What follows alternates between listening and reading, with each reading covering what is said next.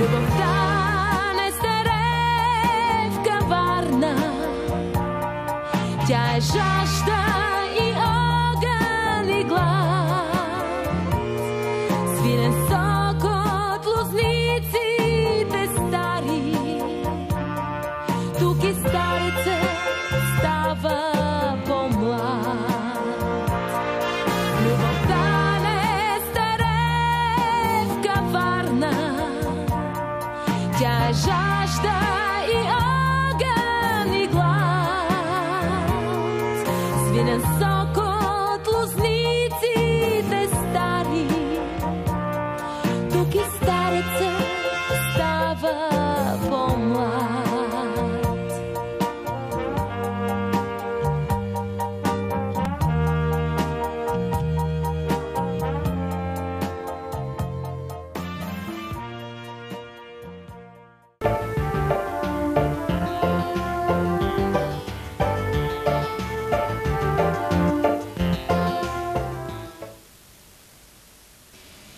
Добър вечер, уважаеми зрители! Вие гледате информационният блок Каварна днес.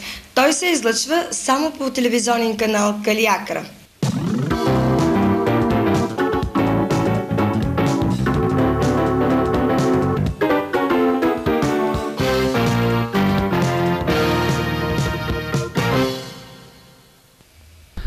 Значи беше проведен конкурс на 21 септември, в който участваха две фирми.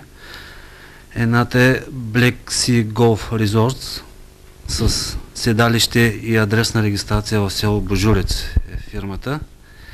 И другата фирма е Свети Йоан ЕОД. Конкурсът беше спечелен от първата фирма. Цената, която даде, беше 504 хиляди лева, при 500 хиляди лева за втората, която остава на второ място, и това беше основното, което наклони везните към тази фирма. Вчера, 16 октомври, са преведени парите, 504 хиляди лева за отстъпеното право на строеж, 10 хиляди лева гаранция за извършване на строителството и другите такси, режийни разноски и местен данък. Днеска са постъпили вече по сметките на община Каварна. Представителя на фирмата Валентин Юпиев, който управителя беше в града, в общината, и договорът за отстъпеното право на строеж, днешна дата 17, вече е факт. Кооперация Изток обработва около 30 хиляди декара земя. Тя е частна кооперация. В нея членуват 1620 собственици. Особено кооперацията се занимава с растениевъдство. Също разполагаме с 200 крави, които са на собствениците. И имаме профакториум с 24 стаи, където почиват граждани от Словакия и българи. И имаме диагностичен пункт, който осигурява прегледа на всички леки транспортни средства в общината и съседните общини на град Каварна. Доста разнообразна е дейността на кооперацията. Нека да кажем нещо повече по-отделно. Разбрахме, че се занимавате и с зеленчукопроизводство.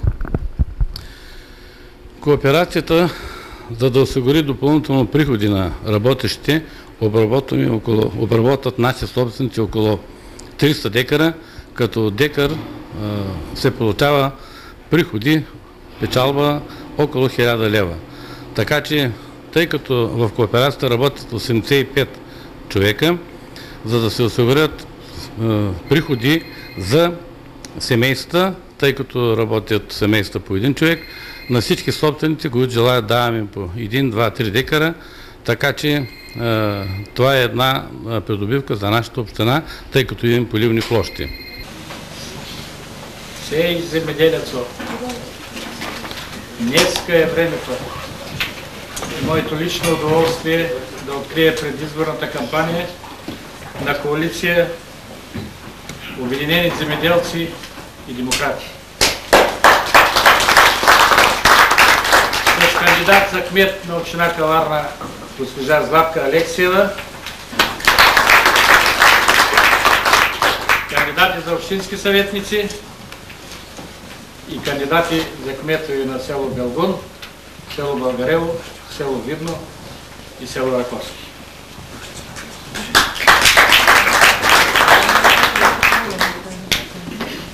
Уважаеми съграждани, съидейници, гости, искам да представя нашата кандидат листа за настоящите местни избори.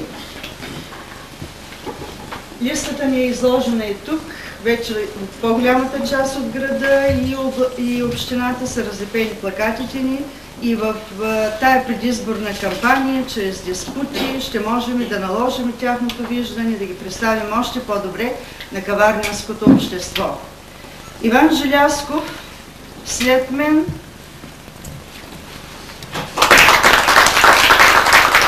образование висше техническо, инженер, президент на фирма Иванекс, член на Върховния партиен съвет на Демократическата партия, лидер на същата в Каварна и областен координатор на Демократическата партия. Татяна Цефудина, която по уважителни причини отсъства днес. Образование висше инженерно, бизнес консултант и управител на фирма Венидор, семейна с 2 дъщери. Таня Цефудина е втората след Иван Желязков. Андон Андонов. Господин Андонов. Образование висше педагогическо, заместник директор на училище Йордан Йовков, семеен с 1 дете. Приятно ми е да говоря тази вечер. Само като гледам лозунга и 3 документа, които изнесе Златка, ми стана така добро впечатление. Златка е моя дъщеря. Дъщеря ми е 52 година и тя е 52. Много добре я познавам. Последните години тук, които работи в града, разбира се, така отдалеч я познавам. Но следя, деца казва, на моите хора, които през моето време, ръководството, общинското ръководство, 10 години бях председател на общинската организация, тя стана член на БДНС. И да ви кажа как стана член на БДНС, защото много интересно. Аз на нея го казах. В него време комунистите много наследяха. Съкън да не стане някой повече член на БЗНС, отколкото на БСП. Така беше на БКП. С една листа аз се подготвя с цял месец, 10 годишен период, на месеца да отида при Табаков, да му кажа кои хора ще приемем за БЗНС. Изреждам там кандидати много. Хубави хора, млади момчета, млади булки. Табаков казва на неговите секретари: вижте ме, каза Бъчваров, каза да прие всичките хубави булки в общината, вие не можете да приемете, каза един член. Какво правите ви? Чакаше се с месеци да мине тази листа през неговите очи и аз се чудя по какъв дипломатически път да отида втори път да му каже: другари Табаков, моля ви се да приемем листата. Минава дни, може би и месец даже, най-сетне се решава той и ми казва: Дачо, каза, ела, каза, да видим кои хора ще приемем. От 12-15 човека, то зачеркна, то зачеркна, други зачеркна. Оставя няколко механизатори, та Златка каза: няма да я приемате. Защо? Баща й бил горски, каза, гонал партизаните, каза. То не говорим партизани нямаше. Добържа. Имаше някой друг тук, Келев, който се занимава с работа. Да.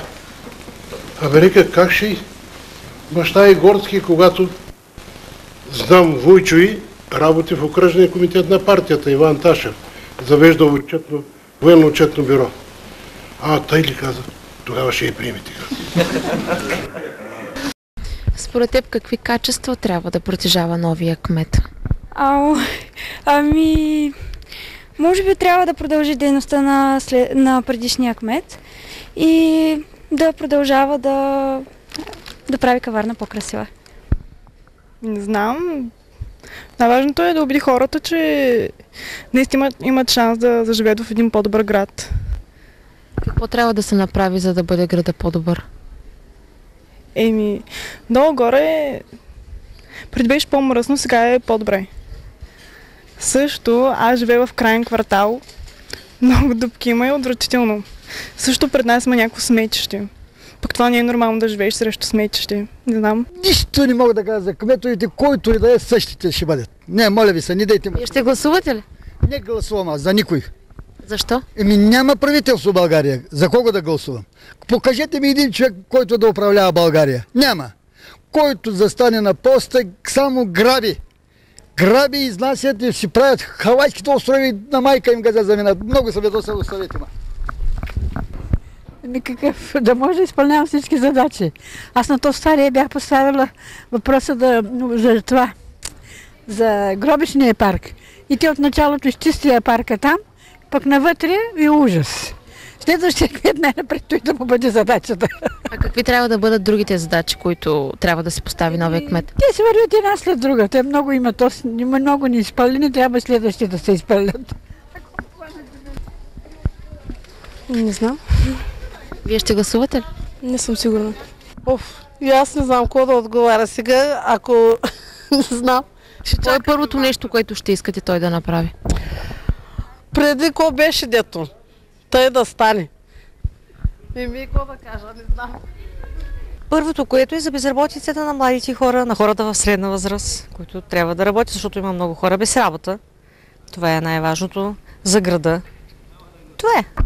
Според мен новия кмет трябва да бъде добър, да гледа за бедните, суромасите, не само за богатите. Не съм политика, не разбирам от политика, но и сегашният кмет беше добър.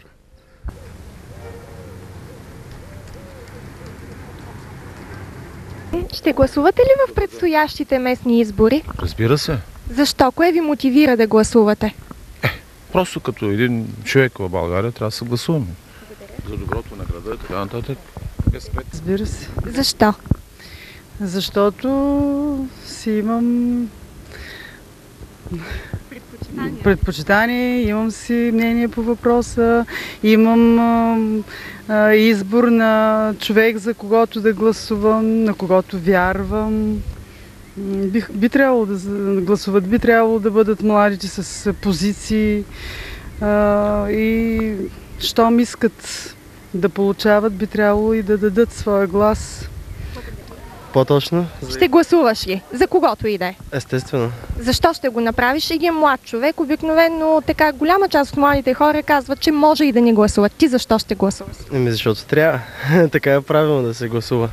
Искам да кажа, че всеки трябва да гласува. Не така искам, не искам. Благодаря. Може би да, ако съм свободен. А вие? Не. Кое ще ви накара да гласувате? Не знам, може би надежда, че се оправим града нещо. Мислите ли, че младите хора трябва да упражнят правото си на глас? Мисля, че да.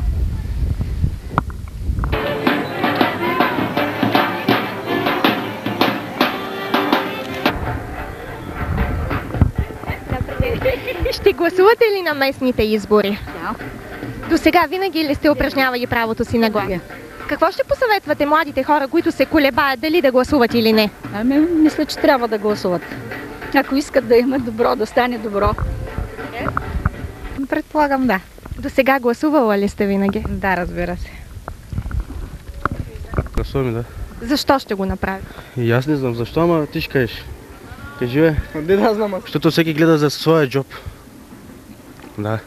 За нас никой не мисли. Друго, кой иска да каже?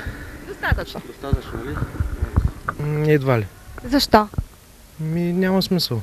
Кое би ви накарало обаче да пуснете своят глас? Нищо почти. Да. Защо ще го направите? Един млад човек, кое го кара да гласува? Всеки млад човек би трябвало да гласува в местните избори, в Каварна и във всяко местно селище, наоколо. Просто за да може да поддържа живота в младия град Благодаря. Защо няма да гласувате? Защото не виждам смисъл. Не знам още, не си ми намисли. Мислите ли, че трябва да се гласува? Мисля, че трябва да се гласува, да. Предполагам, че да. Трябва ли човек да гласува? Не мога да коментирам, защото има много подвъпроси на вашия въпрос. Но аз ще гласувам. Защото и така е редно. Ще гласувате ли? Много бързо. Разбира се, че ще гласувам. Мене ме интересува Каварна, как се развива.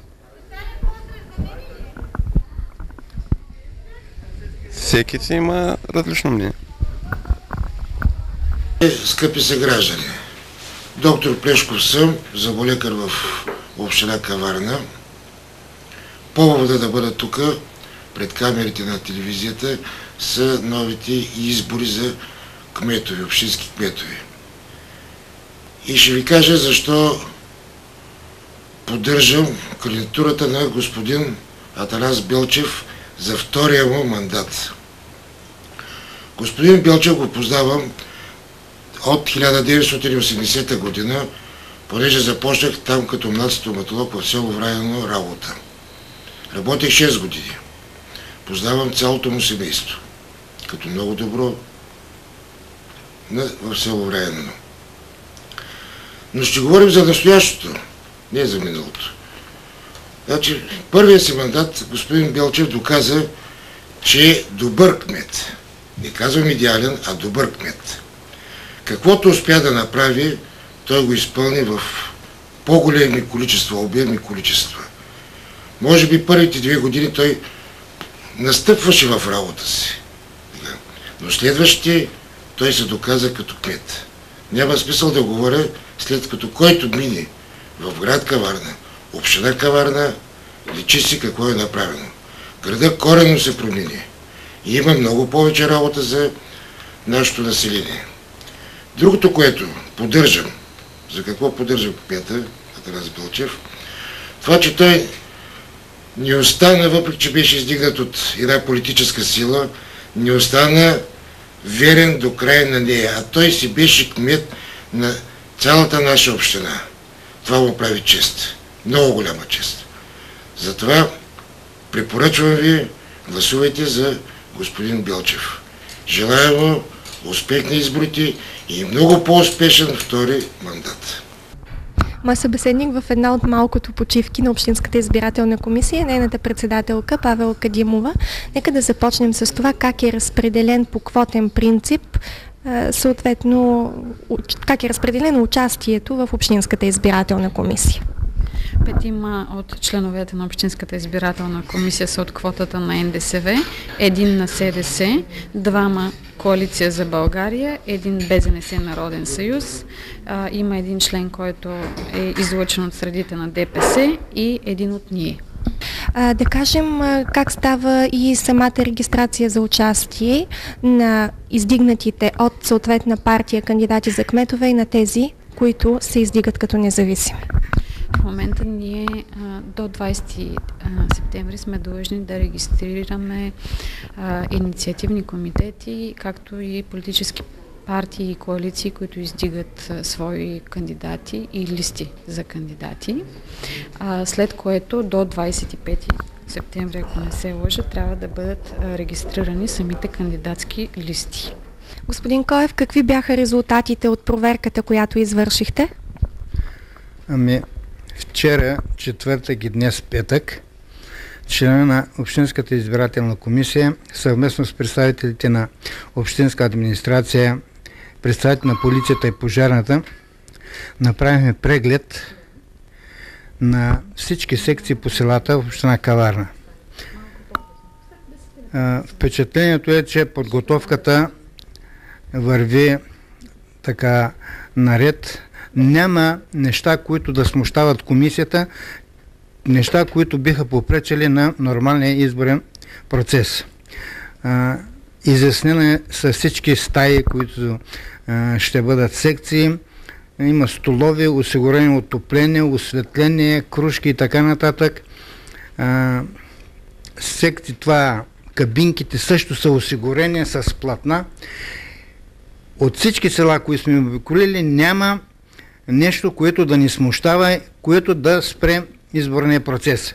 Разбира се, в някои помещения сега се извършват такива ремонтни работи, но те до 2-3 дни ще привършат и другата седмица всичко ще бъде готово и ще чака да настъпи изборния ден на 26. Смятаме, че тази подготовка, която е извършена от кметовете, от общинската администрация, ще бъде положителна и ще даде добър резултат изборите да протекат нормално.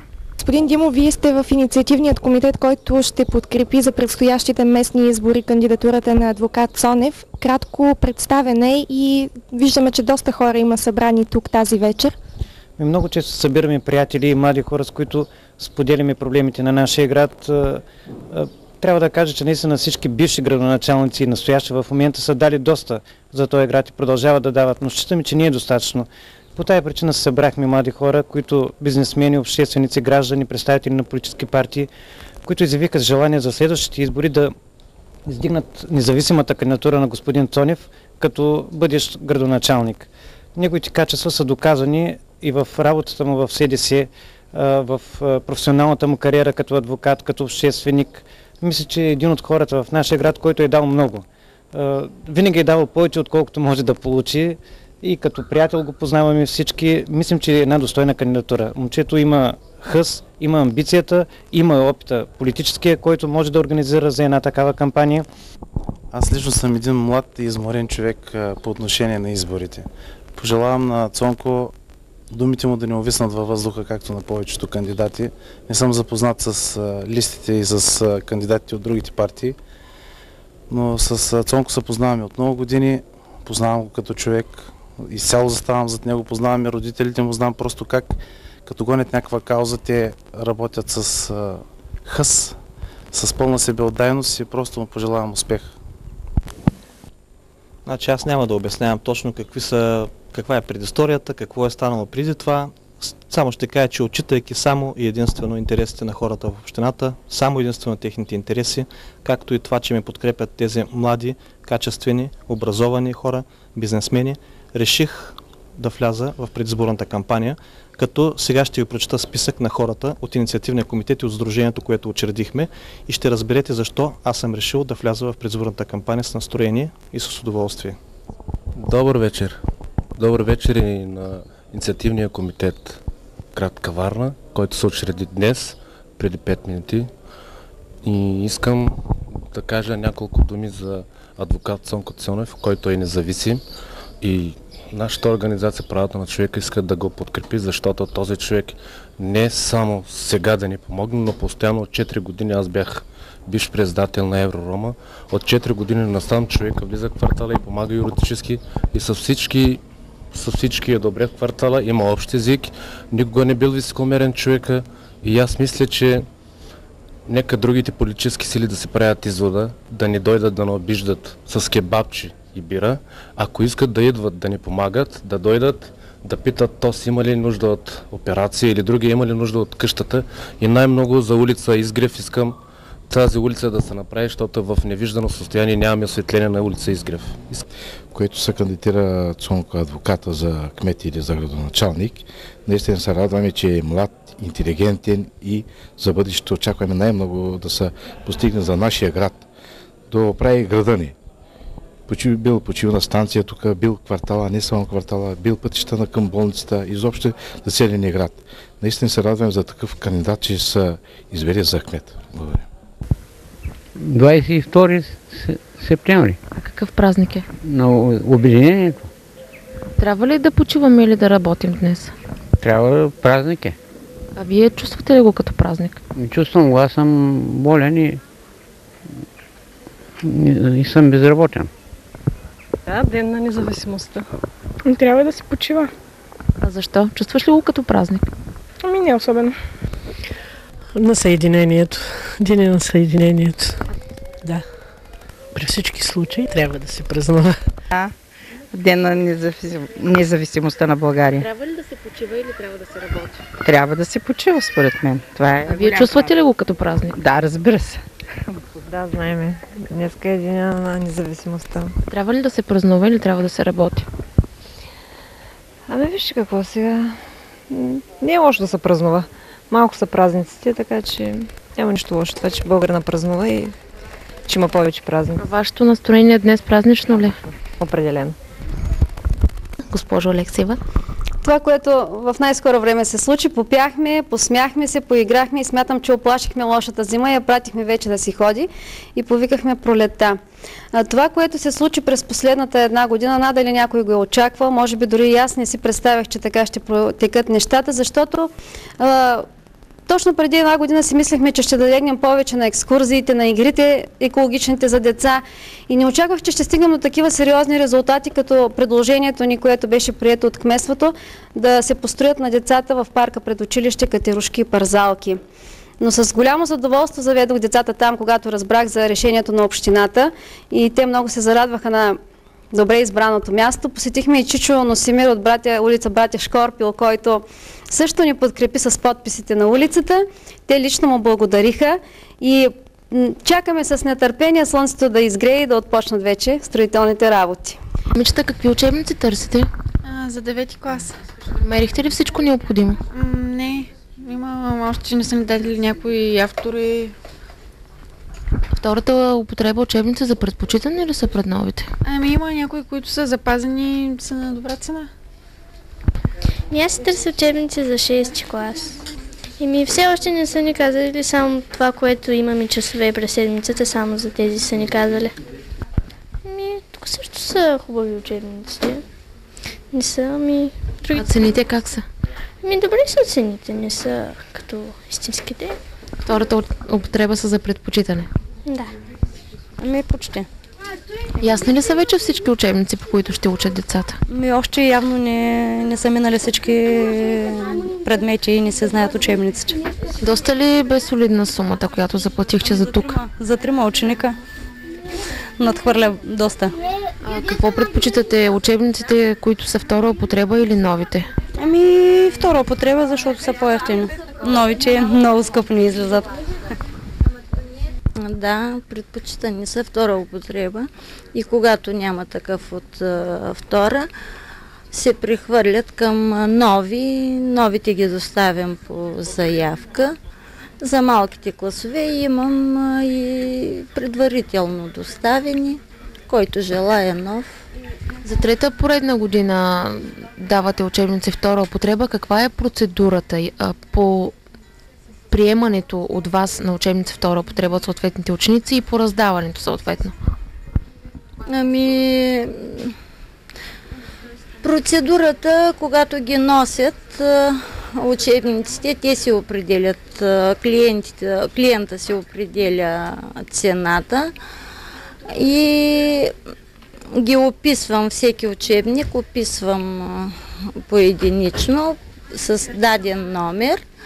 И когато в 2 екземпляра им пускам бележчици, описани в тетрадка, и когато се продаде дадения учебник, те идват и редовно се проверяват и когато е продаден, веднага изплащам сумата, като съответно отбелязвам и в документа на двете страни. Любовта не старее в каварна, тя е жажда и огън и глад. Свирен сок от лозниците стари, тук и старица става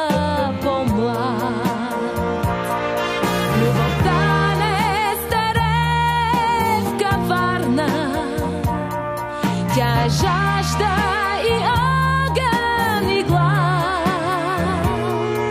Свинен сок от лозниците стари, тук и стареца става